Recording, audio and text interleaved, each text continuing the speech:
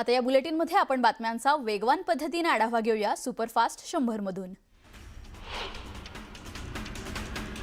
गडचिरोली जिल्ह्यात पुन्हा एकदा मुसळधार पावसाने जोर धरलेला असून दक्षिण भागात जनजीवन विस्कळीत झाले। आलापल्ली सिरोंचा या 3 राज्यांना जोडणाऱ्या राष्ट्रीय महामार्गावरील रस्ते आणि रस्ते वाहून गेल्याने वाहतूक पूर्णपणे ठप्प झाली आहे। गेल्या 4 वर्षांपासून सुरू असलेल्या महामार्गाचे काम अद्याप अपूर्ण असल्याने पावसाळ्यात परिस्थिती अधिक गंभीर बनली आहे। जायकवाडी धरणातून गोदावरी नदीपात्रात 10,000 क्युसेक पाण्याचा विसर्ग करण्यात आला। त्यामुळे गोदावरी काठच्या गावातील नागरिकांना सतर्क राहावे, नदीपात्रात प्रवेश टाळावा आणि प्रशासनाच्या सूचनांचे पालन करावे असं आवाहन जायकवाडी पाटबंधारे विभागाने केलंय। सिंधुदुर्ग जिल्ह्यातील दोडामार्ग येथील तिलारी धरण भरून वाहू लागल्याने आज पारंपरिक पद्धतीने गंगापूजन करण्यात आले। कार्यकारी अभियंता योगेश पाटील यांच्या हस्ते झालेल्या या पूजेला जलसंपदा विभागाचे अधिकारी आणि कर्मचारी उपस्थित होते। धरण परिसरात सुरू असलेल्या मुसळधार पावसामुळे तिलारी धरणात सुमारे 85.50% पाणीसाठा झाला असून तिलारी नदी पाण्याचा विसर्ग सुरू आहे। सिंधुदुर्गच्या आंबोली परिसरात सुरू असलेल्या मुसळधार पावसामुळे प्रसिद्ध मुख्य धबधबा पर्यटकांसाठी तात्पुरता बंद करण्यात आला। अतिवृष्टीमुळे धबधब्याचे रौद्र रूप धारण केल्याने पर्यटकांच्या सुरक्षिततेच्या दृष्टीने हा निर्णय घेण्यात आला। मात्र मोठ्या संख्येने पर्यटक आंबोलीत दाखल झाले असून धबधबा बंद असल्याने त्यांचा हिरमोड झालाय। आंबेगाव तालुक्यातील डिंभे धरण यंदा 100% क्षमतेने भरले। यानिमित्त धरण परिसरात जलपूजनाचा कार्यक्रम उत्साहात पार पडला। धरण पूर्ण भरल्याने शेतकऱ्यांना मोठा दिलासा मिळाला असून आगामी रब्बी आणि उन्हाळी हंगामातील सिंचनासह पिण्याच्या पाण्याची चिंता मोठ्या प्रमाणात दूर झाली आहे। आंबोली परिसरात मुसळधार पावसाने जोर धरला असून हिरण्यकेशी नदीला पूर आलाय। त्यामुळे कावदेसाळ पॉइंटकडे जाणाऱ्या खडेखुळे पुलावरून पाणी वाहत असून हा पूल पूर्णपणे पाण्याखाली गेलाय। खबरदारीचा उपाय म्हणून वाहतूक पर्यायी मार्गाने वळवण्यात आली आहे। पुण्यातील चाकण एमआयडीसीतील रस्त्यांच्या दुरावस्थेमुळे आणखी एका महिलेचा बळी गेलाय। स्कोडा कंपनीत सुरक्षा रक्षक म्हणून कार्यरत असलेल्या सानवी पांचाळ ड्युटी संपवून घरी जात असताना पावसामुळे निसरड्या झालेल्या सिमेंटच्या रस्त्यावर त्यांची दुचाकी घसरली। त्या रस्त्यावर पडताच मागून येणाऱ्या अवजड वाहनाने त्यांना चिरडलं। या अपघातात त्यांचा जागीच मृत्यू झाला।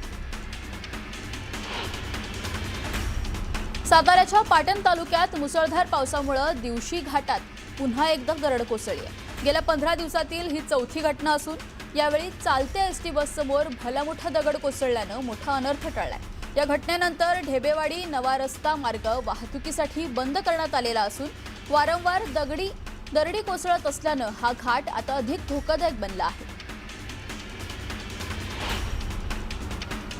मीरा भाईंदरमधील ठाणे घोडबंदर रोडवर वन्यजीवांच्या मृत्यूची दुर्दैवी घटना घडली आहे। फाउंटन हॉटेलसमोर रस्ता ओलांडताना अज्ञात वाहनाच्या धडकेत चितळ गंभीर जखमी झालाय। वन विभागाने तातडीने उपचारासाठी नेले, मात्र उपचारादरम्यान त्यांचा मृत्यू झालाय। उल्हासनगर महानगरपालिकेच्या मुख्यालयाची इमारत धोकादायक अवस्थेत असूनही कधीही मोठी दुर्घटना घडल्याची भीती व्यक्त केली जाते। इमारतीला भेगा पडणं, स्लॅब कोसळणं आणि स्ट्रक्चरल ऑडिटमध्ये धोकादायक असल्याचे स्पष्ट होऊनही प्रशासन गंभीर नसल्याचा आरोप भाजप आमदार कुमार आयलानी यांनी केलाय। वसईतील एव्हरशाईन रोडवर महानगरपालिकेच्या बसचा भीषण अपघात झालेला असून या दुर्घटनेत 15 ते 20 प्रवासी जखमी झाले। अपघातानंतर नागरिकांनी तातडीने मदतकार्य करत जखमींना रुग्णालयात दाखल केले। दरम्यान बसचा ताबा सुटला की तांत्रिक बिघाड झाला याचा तपास संबंधित यंत्रणा करत आहेत।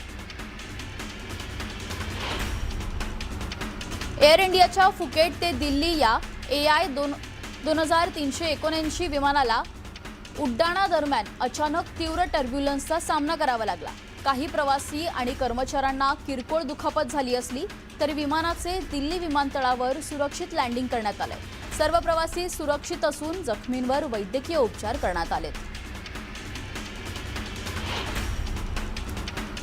नंदुरबार जिल्ह्यात पहिल्याच दमदार पावसाने रस्त्यांची दुरावस्था चव्हाट्यावर आली आहे।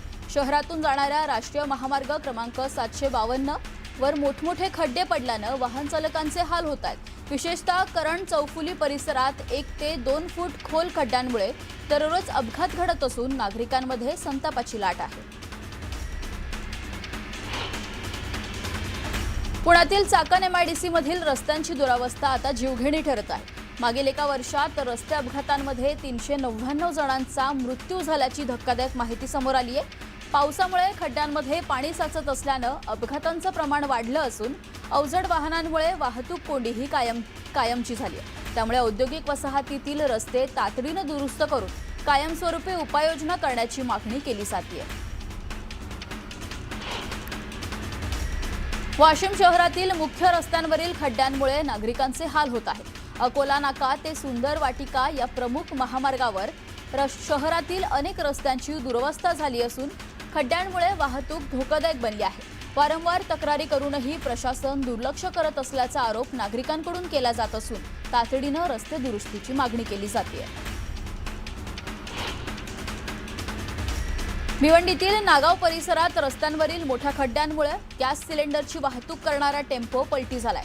अपघातात सुदैवानं कोणतीही जीवितहानी झालेली नाही। टेम्पोतील रिकामे सिलेंडर रस्त्यावर विखुरलेले असून स्थानिक नागरिकांच्या मदतीनं ते पुन्हा एकदा टेम्पोत भरून वाहन मार्गस्थ करण्यात आलं। पुण्यातील नवी पेठ परिसरात मुख्य रस्त्यांवर खड्ड्यांचे साम्राज्य पसरले। महानगरपालिकेचे खड्डे बुजवल्याचे दावे फोल ठरत असून अवघ्या 50 ते 100 मीटर अंतरावर 10 पेक्षा अधिक खड्ड्यांमुळे नागरिक त्रस्त झालेत। कल्याणमधील एका खासगी रुग्णालयात स्वाईन फ्लूचे 2 रुग्ण आढळलेत। शहरात आणखी रुग्ण असण्याची शक्यता व्यक्त केली जात असताना खासगी रुग्णालयाकडून माहिती लपवली जात असल्याचा आरोप होत आहे। त्या पार्श्वभूमीवर महानगरपालिकेचा आरोग्य विभाग अलर्ट मोडवर आहे। समता पतसंस्थेच्या व्यवस्थापकाला 4 दिवसांची पोलीस कोठडी सुनावण्यात आली आहे। बोंधू अशोक खरात याची बनावट खाती आणि आर्थिक व्यवहार प्रकरणात ही कोठडी सुनावण्यात आली आहे। बनावट खात्यांवरून 60 कोटींहून अधिकचा व्यवहार झाल्याची माहिती आहे।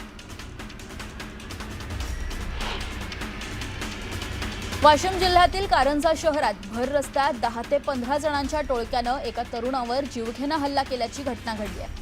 जुन्या वादातून झालेल्या या मारहाणीमध्ये 2 तरुण गंभीर जखमी झालेत। जीव वाचवण्यासाठी दुकानात घुसलेल्या तरुणालाही बेदम मारहाण करत दुकानाची तोडफोड करण्यात आली आहे।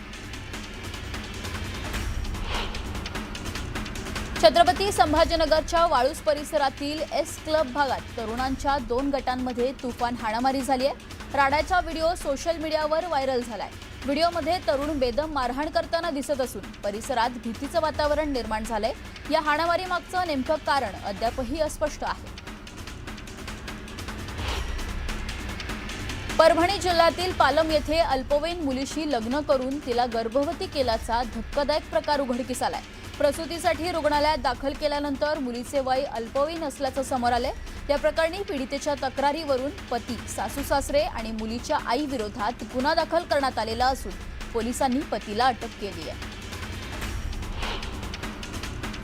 पिंपरी चिंचवडच्या आळंदी पोलिसांच्या सायबर सेलनं ऑनलाईन फसवणुकीच्या मोठ्या रॅकेटचा पर्दाफाश केलाय। देशभरातील 65 नागरिकांची तब्बल 150 कोटी रुपयांची फसवणूक झाल्याप्रकरणी एका आरोपीला अटक करण्यात आली आहे। त्यांच्या बँक खात्यातून 1 कोटी 15 लाखांचे व्यवहार झाल्याचं तपासात उघड झालंय। CSMT रेल्वे पोलिसांनी चोरीला गेलेल्या 40 लाखांचे सोन्याचे दागिने मूळ मालकाला परत मिळवून दिलेत। CCTV आणि तांत्रिक तपासाच्या आधारे आरोपीला अटक करण्यात आली होती।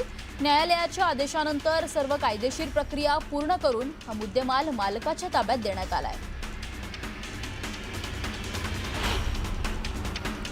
माणिकराव कोकाटे यांच्या 1995 मधील फसवणूक प्रकरणात सर्वोच्च न्यायालयानं महत्त्वाचा दिलासा दिलाय।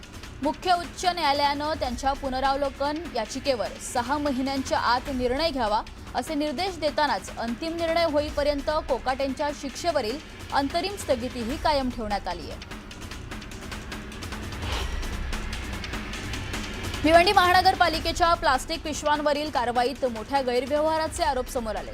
कारवाईसाठी नियुक्त ठेकेदाराकडून व्यापाऱ्यांकडून जादा रक्कम वसूल केली जात असून नाममात्र पावत्या दिल्या जात असल्याचा आरोप आहे। या प्रकरणी ठेका तातडीनं रद्द करण्याची मागणी करण्यात आली असून अन्यथा तीव्र आंदोलनाचा इशाराही देण्यात आलाय। गजनी चित्रपटातील दमदार खलनायकाच्या भूमिकेसाठी ओळखले जाणारे ज्येष्ठ अभिनेते प्रदीप सिंह रावत यांचे वयाच्या 74व्या वर्षी निधन झाले। मुंबईतील कोकिलाबेन रुग्णालयात रक्ताच्या कर्करोगावर उपचार सुरू असतानाच त्यांनी अखेरचा श्वास घेतलाय। गजनीसह लगान, सरफरोश आणि महाभारत मालिकेतील अश्वथामा या भूमिकांमुळे त्यांनी प्रेक्षकांच्या मनात वेगळं स्थान निर्माण केलं होतं। त्यांच्या निधनानं चित्रपटसृष्टीवर शोककळा पसरली आहे। आखाती देशांतील युद्धजन्य परिस्थितीच्या पार्श्वभूमीवर सोनं आणि चांदीच्या दरात मोठी घसरण झाली आहे। त्यामुळे सर्वसामान्य ग्राहकांना दिलासा मिळालेला असून आज सोन्याचा दर जीएसटी विना 1,42,500 रुपये तर चांदीचा दर 2,22,000 रुपये इतका आहे। राजधानी दिल्लीत प्रथमच मराठी चित्रपटांचा भव्य महोत्सव रंगणार आहे। दिल्लीत मराठी प्रतिष्ठानच्या पुढाकारातून 7 ते 9 ऑगस्ट दरम्यान doctor Babasaheb Ambedkar international centre येथे दिल्ली मराठी चित्रपट महोत्सव आयोजित करण्यात आलाय। या 3 दिवसीय महोत्सवात 12 गाजलेल्या मराठी चित्रपटांसह 16 निवडक टेलिफिल्म्सचे प्रदर्शन होणार असून मराठी चित्रपटसृष्टीचा सांस्कृतिक जल्लोष राजधानीत अनुभवायला मिळणार आहे। नवी मुंबईतील बेलापूरच्या पंचशील झोपडपट्टीच्या पुनर्विकासाला अखेरगती मिळाली आहे। एसआरए अंतर्गत या झोपडपट्टीतील पात्र रहिवाशांना 300 चौरस फुटांची घरे मिळणार असून दिवाळीपर्यंत कामाचा शुभारंभ करण्याचे नियोजन आहे। आमदार मंदा म्हात्रे यांनी एसआरए अधिकाऱ्यांसह पाहणी करत पुनर्विकास लवकर पूर्ण करण्याचा विश्वास व्यक्त केला आहे। सीएसएमटी सावंतवाडी नियमित एक्सप्रेस रेल्वेला मंजुरी मिळाल्यानंतर केंद्रीय रेल्वे मंत्री अश्विनी वैष्णव यांचा शिवसेनेकडून नवी दिल्लीत जाहीर सत्कार करण्यात आलाय। या रेल्वेमुळे कोकणवासियांना विशेषतः गणेशोत्सवाच्या काळात प्रवासासाठी मोठा दिलासा मिळणार आहे। मुंबई नाशिक महामार्गावरील खड्ड्यांमुळे टीडीआरएफ जवान विकास गोरे यांचा मृत्यू झाल्यानंतर आता या प्रकरणाला वेगळंच वळण लागलंय। ठेकेदारांवर कारवाईची मागणी करणाऱ्या कुटुंबियांनी पोलिसांवर गंभीर आरोप केलेत। मात्र पोलिसांनी हे आरोप फेटाळले असून उपविभागीय पोलीस अधिकारी विशाल नागरगोजे यांनी संपूर्ण प्रकरणाची चौकशी करून ती योग्य ती कारवाई करण्याचे आश्वासन दिले। Padmashri doctor DY. पाटील यांचं आज कोल्हापुरातील त्यांच्या निवासस्थानी वयाच्या 91व्या वर्षी निधन झालं। शिक्षण, राजकारण आणि सामाजिक क्षेत्रात मोलाचं योगदान देणाऱ्या डॉक्टर पाटील यांच्या निधनानं राज्यभरात शोक व्यक्त केला जात होता। त्यांच्या पार्थिवाचे अंत्यदर्शन घेण्यासाठी कोल्हापुरातील निवासस्थानी नागरिक आणि विविध क्षेत्रातील मान्यवरांनी मोठी गर्दी केली होती। उद्या सायंकाळी 5 वाजता शासकीय इतमामात त्यांच्यावर अंत्यसंस्कार करण्यात येणार आहेत।